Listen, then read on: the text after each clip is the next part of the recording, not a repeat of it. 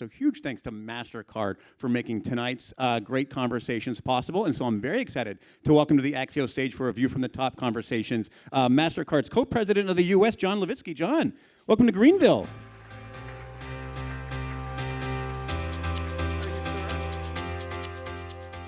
Start a little zoomed in. I know beforehand you were able to say hello to a bunch of people and shake hands. For the folks who haven't yet been able to meet you, tell us a little bit, introduce yourself. Tell us a bit about yourself and your role at Mastercard. Yeah, so as you said, co-president of our U.S. business, and you're probably thinking, like, what's a co-president?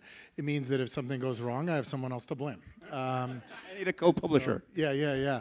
And I've been to Greenville many times, and I currently live in New Jersey, and after hearing that discussion, if I ever am ready to start a small business, I'm definitely coming here, because 6% taxes and this supportive environment, like, our politicians always have their elbows out. So that was great to see.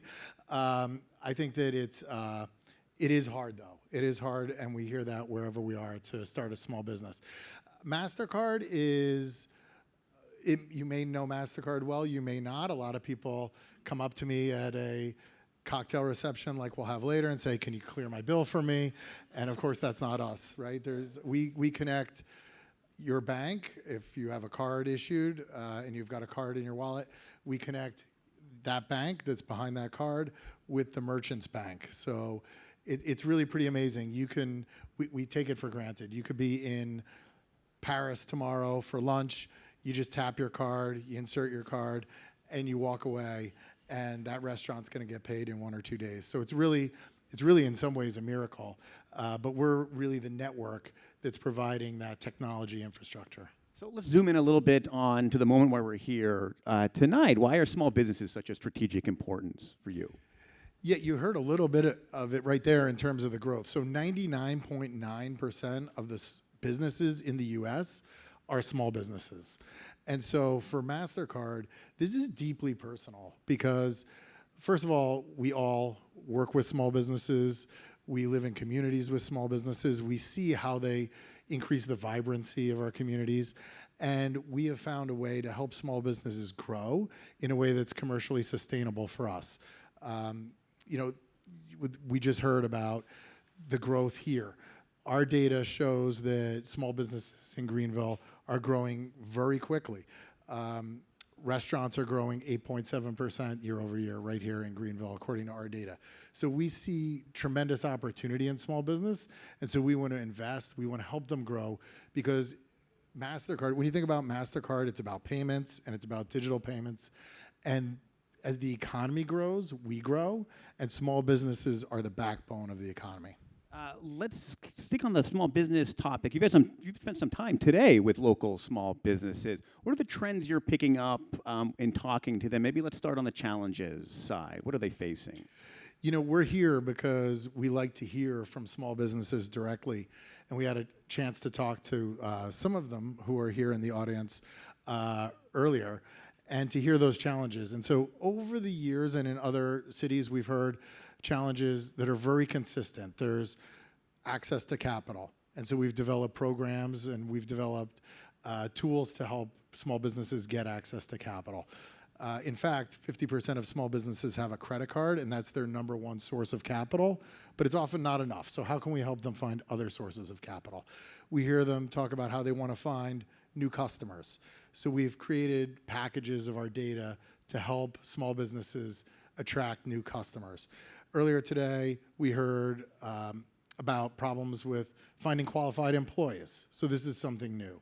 And so how do we find a way to solve this and to help small businesses, either because they have a Mastercard small business card or because we have certain tools that we can make available at no charge. I mean, you're going down a list here, especially like on finding like qualified employees. Like this is not just a payment processing question. It's much, much more that you think about as far as a relationship with small businesses. Yeah, I mean, because that's how we're going to win with small businesses, right? So we're not the only game in town. And so small businesses, we hear, we talk to you, and I never once heard, boy, when I get up tomorrow, the first thing I want to do is put down my card and pay for something, right? Like nobody says that. So what is small businesses interested in? They're interested in the things we talked about. what am I going to do with cash flow? So we make cash flow tools available. Things like electronic invoicing, things that small business owners have very limited amount of time, and so we find a way to enable them to find other sources. There's like a technological element in this too, I think. Like where like large companies have like massive resources, entire IT departments that can figure out all these kinds of technological things. How do you approach helping small businesses on that? Like you mentioned even like something basic as cash flow or budgeting, right? Like figuring that out technologically is probably much more challenging for a small business. How would you approach that? I'll give you a great example, which is cyber and cyber threats.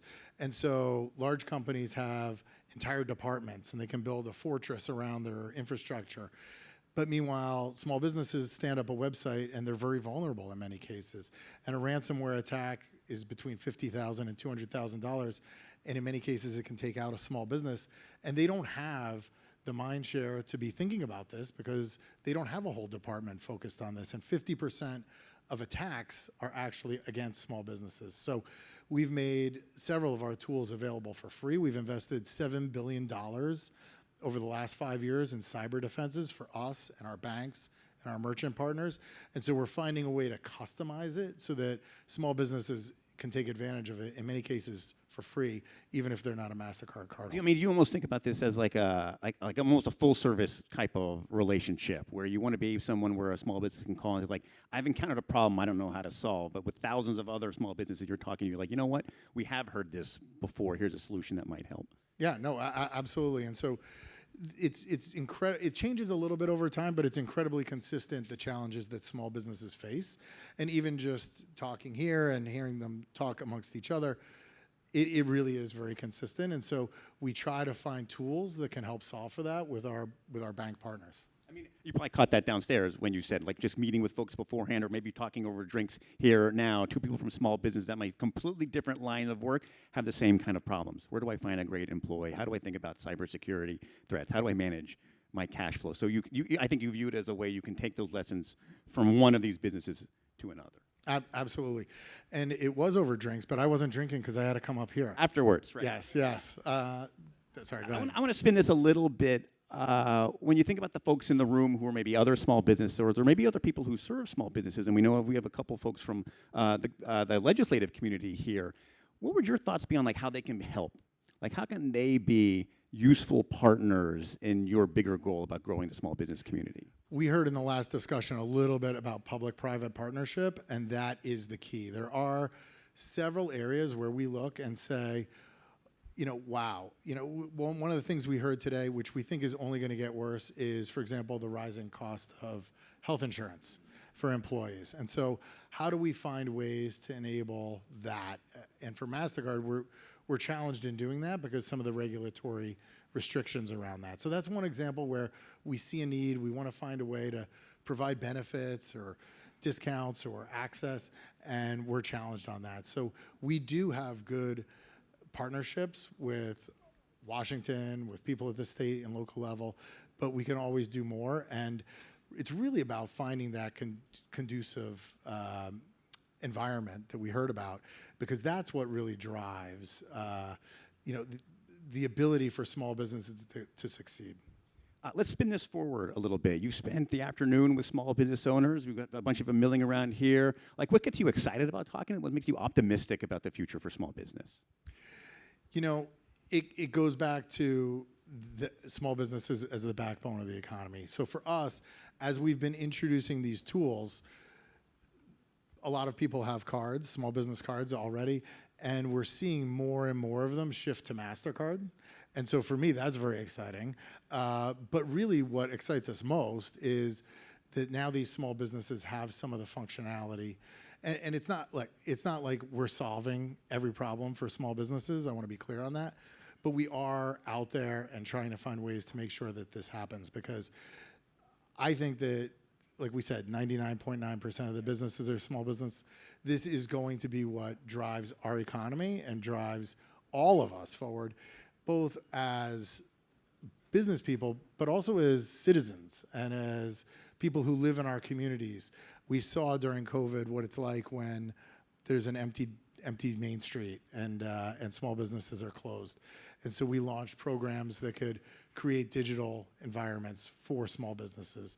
And now 70% of small businesses have digital presence. I mean, there's no thriving country without thriving small businesses, so helping them helps everyone. Before we get the hook here, we love to end at one fun thing at Axios. I want to ask you one fun small business thing. What's your favorite small business back home? What's one you go to all the time? Well, it's a bagel shop. On brand. And so, like what can I say, New Jersey? But and they are, it's a company. When you think about a bagel, you're only open so long, right? And so you have to have a lot of throughput and a lot of turnover. And so they really have leaned in on contactless payments and just tap and go. And they find it to be a lot faster than cash, cheaper than cash.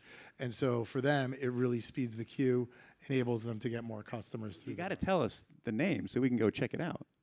Oh, yeah, sure. It's Bagel Train because they're smart and they're right next to the train station. So they've got a gazillion people going right through. So you're bagel to a train, you grab the bagel, you tap your card, you catch the train, off you go. Great small business. That's right. Awesome. John, thanks so much for being here. Thanks for Mastercard for making this possible.